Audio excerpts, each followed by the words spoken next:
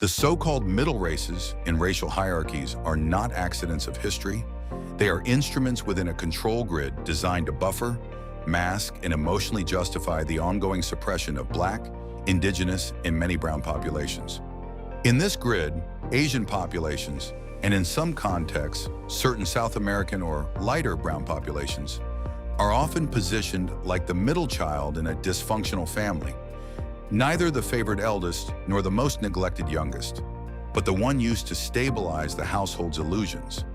They are allowed visible material success relative to the lowest groups. They are tasked with managing, mediating, or profiting from the labor and markets of those placed beneath them. They are then showcased as proof that the system works and that those at the very bottom are merely lazy, undisciplined, or inherently inferior. This dynamic is psychological as much as economic. It invites middle-position groups into a conditional alliance with whiteness, offering them partial proximity to safety in exchange for complicity, in behavior, in narrative, and often in silence. In the United States, this pattern is crystallized in what is called the model minority myth applied to Asian Americans. On the surface, it appears flattering. Asians are portrayed as hardworking, disciplined, mathematically gifted, economically successful. Underneath, it is a weapon.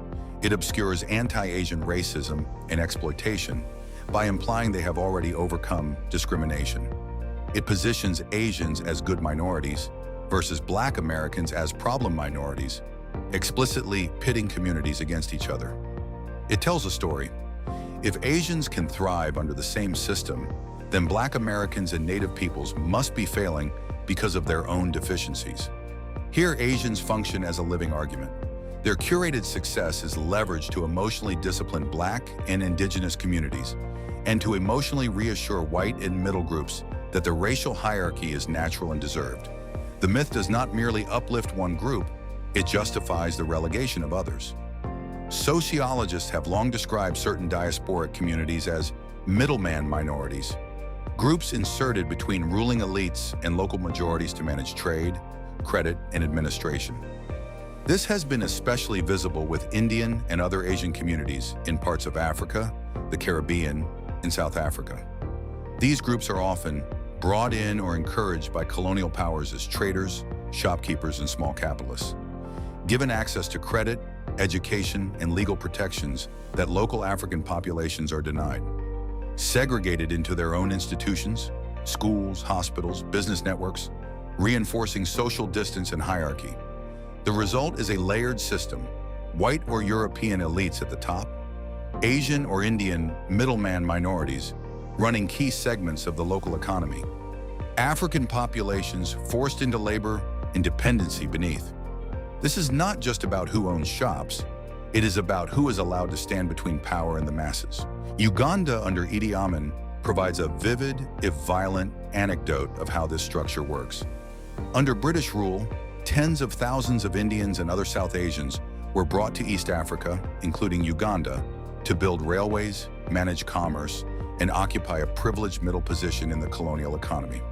By the early 1970s, around 70,000 to 80,000 South Asians lived in Uganda, many holding British passports and dominating trade and industry. British and colonial policies had helped them access business licenses, capital, and urban property that most Black Ugandans were structurally blocked from. When Idi Amin seized power, he denounced the Asian community as economic saboteurs and bloodsuckers, accusing them of dominating business and undermining Africans. In 1972, he ordered the expulsion of Indians, giving them 90 days to leave, and explicitly framed them as a foreign managerial class implanted by Britain to control Ugandans. Amin's dictatorship was undeniably brutal, but his rhetoric exposed a real architecture. Asians had been positioned and propped up by imperial design as a buffer and managerial layer over Black Ugandans. Their relative prosperity served as both a tool of control and a symbol to Africans that modern success belonged to those closer to imperial networks. The forced deportation was a violent backlash, not only against individuals, but against the role they had been assigned in the grid. The tragedy is that ordinary Asian families, themselves often constrained by the same empire, became targets while the deeper colonial system that built the hierarchy largely escaped reckoning. colonial authorities in places like Zanzibar and Dar es Salaam. In South Africa, Indian South Africans have been described as a middleman minority occupying a political and economic status gap between white settlers and black Africans within settler colonialism. In the United States, the model minority myth has been explicitly used to contrast Asian American success with the conditions of black and Hispanic communities, minimizing the role of slavery, segregation, and systemic racism, while suggesting that hard work alone explains outcomes. Across these contexts, one pattern persists. Middle position groups are granted selective privileges and symbolic recognition. Black and indigenous populations remain structurally constrained, policed, or dispossessed. The success of the middle group is then weaponized as proof that the lowest groups are inherently deficient, emotionally reinforcing their place at the bottom. Emotional engineering among all three layers. The trickster spirit and cruelty of this grid lies in how it manipulates emotion at every level.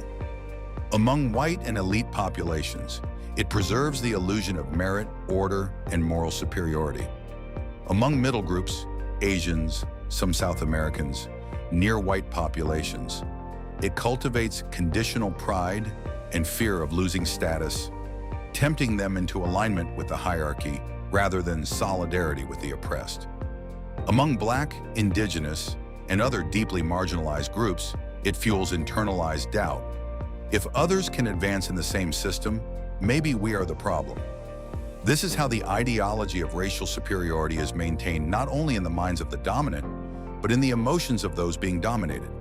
The middle groups are not inherently oppressors, nor inherently victims. They are strategically positioned as both, privileged enough to be envied, constrained enough to remain useful, and constantly invoked as proof that the system is fair. Understanding this dynamic is not an invitation to blame entire communities, but to read the script they have been handed. The same empire that exploited Black and Indigenous lives also manipulated Asian and other diasporic lives into roles that serve its grid. To step out of that script, middle position groups must see how their success stories are used to justify the suffering of others. Recognize how proximity to whiteness is offered as a substitute for deeper belonging and shared liberation. Refuse to let their identity be shaped primarily as a contrast to Black, Indigenous, or darker brown communities. And for those at the bottom of the hierarchy, recognizing the architecture behind the middle races dismantles the lie of inferiority. The narrative that you failed where others succeeded was never about truth. It was always about control.